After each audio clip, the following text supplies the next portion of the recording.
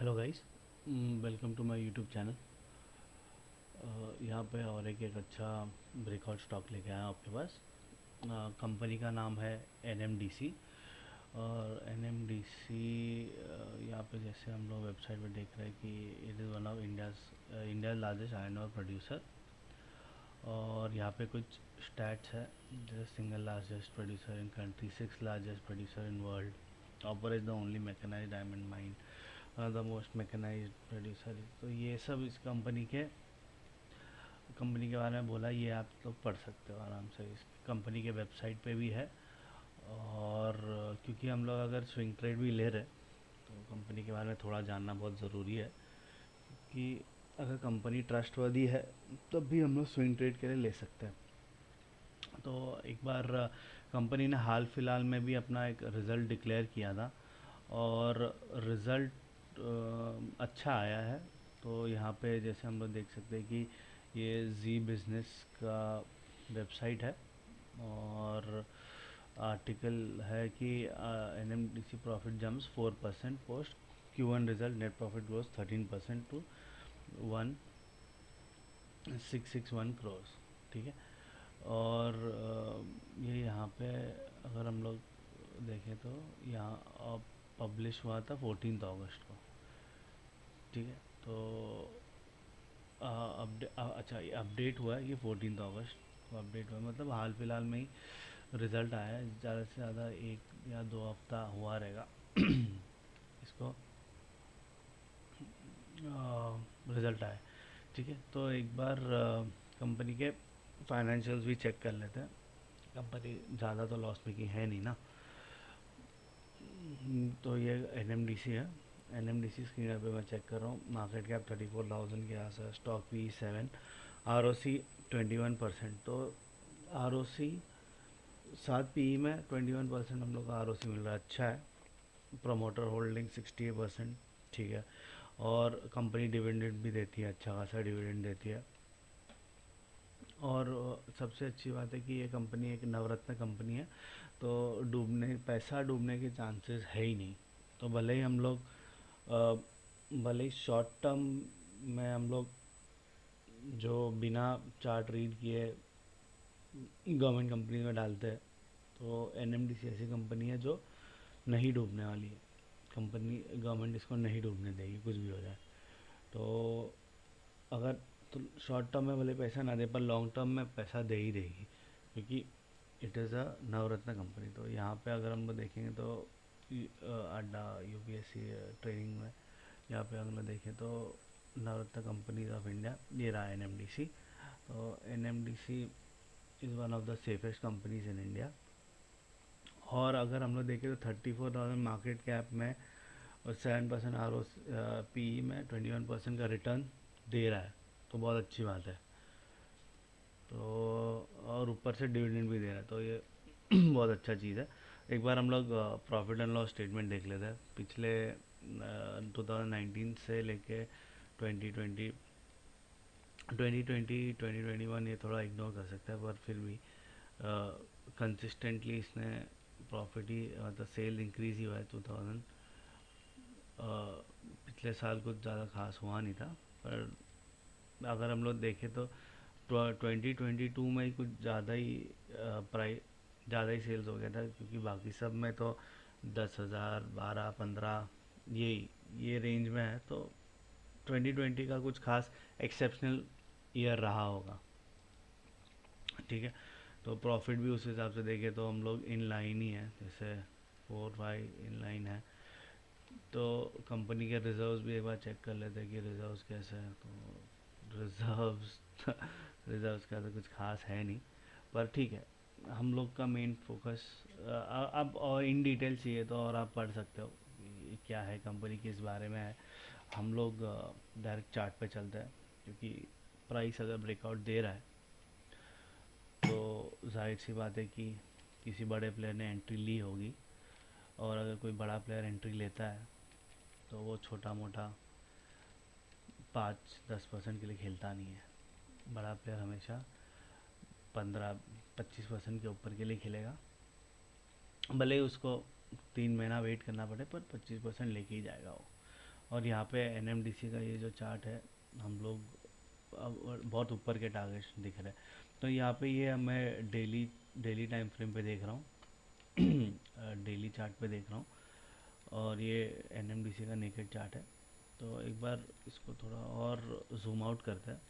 तो जैसे कि यहाँ पे देख रहे हो कि बहुत नॉइज़ है इधर इधर, यहाँ पे इतने सारे चार्ट पैटर्न्स आ रहे हैं ना, कुछ समझ में नहीं आ रहा। तो इससे अच्छा हम लोग कोई बड़े टाइम फ्रेम पे चलते। तो फॉर एग्जांपल हम लोग वीकली टाइम फ्रेम पे चलते हैं। वीकली टाइम फ्रेम पे कैसा दिख रहा है? तो वीकली टाइम फ्रेम पे भी अगर हम लोग जूम आउट करके देखें, तो अगर प्राइस के हिसाब से क्या कर रहे हैं हम लोग, तो प्राइस जैसे आपको एक क्लियर कट एक पैटर्न दिख रहा होगा। यहाँ पे प्राइस ने ब्रेकआउट दिया, मोमेंटम किया, और फिर ये यहाँ पे ये ऐसा ये प्राइस ये फ्लैग पैटर्न हो गया, यहाँ पे बढ़ सकता है।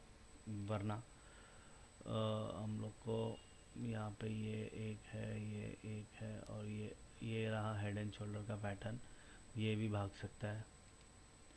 पर मैं आपको एक थोड़ा बड़ा पिक्चर दिखाना चाहता हूँ कि NMDC के लिए अगर हम लोग इन्वेस्टमेंट अपना पैसा इसमें लॉक कर रहे हैं, तो मैं चाहता हूँ कि और बड़ा रिटर्न मिले आपको।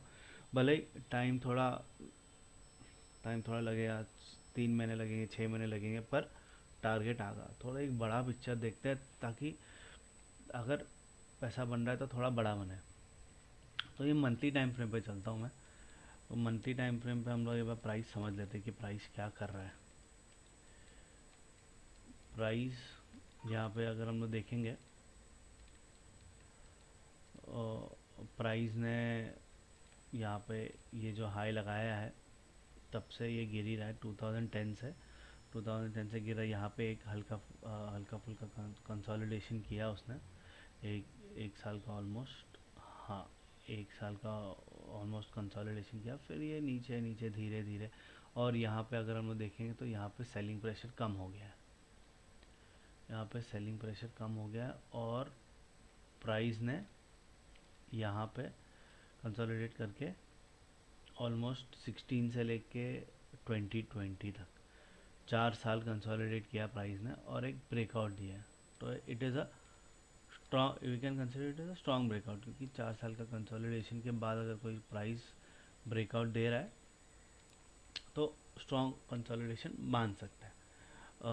तो यहाँ पे हम लोग देख लेते हैं कि प्राइस ब्रेकआउट कैसे दिया। तो यहाँ पे ये जो हाई है, इस ये हाई को हम लोग यहाँ पे कनेक्ट करेंगे, और ये हाई से अगर ये हाई कनेक्ट करेंगे, तो यहाँ पे आप देख सकते हो कि जहाँ से इसने 2021 में ब्रेकआउट दिया, वहीं पे इसने रीटेस्ट किया, और रीटेस्ट करके एक रैली लगाई, और रैली लगाने के बाद फिर से ये अपने एक थोड़ा रिट्रेसमेंट फेज़ में चला गया। तो जहाँ से जहाँ से इसने ब्रेकआउट दिया, ये यहाँ पे रीटेस्ट हो गया, और ये फिर वापस ऊपर जाने की तैयारी कर रहा है। तो अभी जैसे हम लोगों ने देख लिया कि प्राइस यहाँ पे ब्रेकआउट करके रीटेस्ट भी कर लिया है, तो और ऊपर जाने की तैयारी करे। तो ऊपर कहाँ तक जा सकता है, ऊपर कहाँ तक जा सकता है? तो यहाँ पे हम लोग ये देखेंगे कि यहाँ पे इसने ना ऑलमोस्ट 1 साल टाइम स्पेंड किया, और फिर जाके इसने ब्रेकआउट दिया। तो ये एक पूरा रेजिस्टेंस जोन रहेगा, पूरा रेजिस्टेंस जोन। तो यहाँ पे ये रेजिस्टेंस जोन हम लोग मार्क कर लेते हैं। यहाँ से ये लो से इतना, ठीक है, यहाँ से ये लो इतना है, और ऑलमोस्ट अगर हम लोग देखेंगे तो 22 पॉइंट्स का ये रेजिस्टेंस जोन है। तो यहाँ पे ये हमारा रेजिस्टेंस जोन है, जो 100% यहाँ पे प्राइस को रिजेक्शन मिलना ही मिलना है। तो यहाँ पे और एक चीज़ हम लोग तो हमारे पास कितना बड़ा स्कोप है यहाँ पे। अगर हम लोग रीसेंट जो कल वाला हाई है, उसके ऊपर भी अगर हम लोग लेना चाहें, तो फिर भी हम लोग के पास ऑलमोस्ट 60% का स्कोप है। मैं पूरा एंड तक नहीं जा रहा हूँ, पूरा एंड तक नहीं जा रहा हूँ, सिर्फ यहाँ पे ये थोड़ा बीच में भी रख देता हूँ, ताकि अगर अंदर भी आए, रेजिस्टेंस जोन के अंदर आए, तो हम लोग को ये समझना है कि सेलिंग पे बैठना है। तो हो 50 to 60% रिटर्न अभी भी बन सकता है अगर हम लोग हाई के ऊपर ले। एक बार एक फिबोनाची का भी हम लोग व्यू पॉइंट ले लेते हैं कि फिबोनाची हम लोग को रेजिस्टेंस जोन सही बता रहा है या नहीं। हम लोग ने जो रेजिस्टेंस जोन निकाला फिबोनाची के हिसाब से है या नहीं। तो टॉप से लेके बॉटम तक का हम लोग यहाँ पे ये खींचेंगे, और यहाँ पे हम लोग अगर देख रहे हैं तो और हम लोग का भी रेजिस्टेंस जोन सेम ही आ रहा है यहाँ पे 196.95। मतलब मोटा मोटी अगर हम लोग सोचें तो 200 का राउंड लेवल, तो 200 का राउंड लेवल हम लोग का एक मेजर रेजिस्टेंस होने वाला है। और फिर हम लोग अगर 119 से या 120 के ऊपर से भी अगर हम लोग लेंगे तो 200 के लिए तो 80 पॉइंट्स का स्कोप है। यहाँ पे अभी आप चेक करेंगे तो 200 माइनस 120 सेफ लेवल के लिए, सेफ लेवल 120 ले लेता हूँ तो 80 पॉइंट्स का स्कोप है। तो 80 पॉइंट्स मतलब यहाँ से ऑलमोस्ट 50% है, बराबर ना। यस, 50% रहेगा, 50% से ज़्यादा ही रहेगा। तो हम लोग एक बार यहाँ पे लिख लेते हैं कि क्या है। तो फिर बाय अबाव अबाव 11, एक मिनट डेली पे एक बार चेक कर लेते हैं कि क्या स्कोप आया है। ठीक है। तो 118.70 है ना, तो मैं बाय अबाव 119 बोलता हूँ। कहाँ है? ठीक है, by above 119 for a swing target of 190 to 200, 190 to 200। Resistance zone हम लोगों ने मार्क भी किया था, रेजिस्टेंस जोन हम लोगों ने मार्क किया था। और फिबोनाची भी हम लोग को वो रेजिस्टेंस जोन हम लोग का कंफर्म कर रहा है कि रेजिस्टेंस जोन ये होने वाला है। ये है, ये शॉर्ट टर्म का टारगेट है, short term medium short term का टारगेट है। वरना इसका टारगेट तो बहुत बड़ा है अगर आप लॉन्ग टर्म सोच रहे हो तो। पर हम लोग क्योंकि ये गवर्नमेंट कंपनी है, गवर्नमेंट कंपनी और कंसिस्टेंट परफॉर्मर नहीं है, ये कंसिस्टेंट परफॉर्मर नहीं है कि प्रॉफिट बहुत कंसिस्टेंटली बढ़ रहा है। यहाँ पे भी अगर हम लोग देखेंगे तो प्रॉफिट भी अगर आप देखोगे तो यहाँ पे नेट प्रॉफिट ये देखो कभी 4,000 3,000, मतलब 3,000 6,000, 6,000 से डायरेक्ट 9,000 हो गया, 9,000 से डायरेक्ट 5,000 हो गया, 5,000 से अभी थोड़ा समझ में आया इतना प्रॉफिट है। ठीक है। तो एन ऐसा कंसिस्टेंट परफॉर्मर नहीं है। तो बेटर यही होगा कि जहाँ हम लोग को एक मेजर रेजिस्टेंस मिले वहाँ हम लोग को एग्जिट करना सही है, समझदारी वाला काम है। और अगर मेजर रेजिस्टेंस ब्रेक किया, मेजर रेजिस्टेंस के ब्रेक करने के बाद 1 मंथ टिक गया तो फिर हम लोग आगे का टारगेट ले सकते हैं। पर फिलहाल हम लोग को इतना ही टारगेट लेना है जितना हम लोग हजम कर सकें। तो अगर आज के हाई, कल मंडे के हाई के ऊपर भी लेंगे तो यहाँ पे आ गया ऑलमोस्ट 60% का अपने पास है, स्पेस है कैपिटल अप्रिसिएशन का। ठीक है। और यहाँ पे मैं लिख लेता हूँ कि safe 120, sorry 200 is the swing target and is a major resistance, major resistance, major resistance where short term players and safe traders should exit, बराबर ना, should exit short term, short term players and swing traders should exit, यहाँ पे लिख लेता हूँ।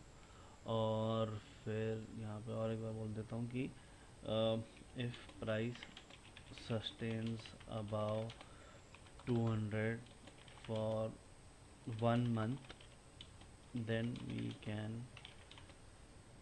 get targets. Now for example 220 हुआ, 250 हुआ, 250 हुआ,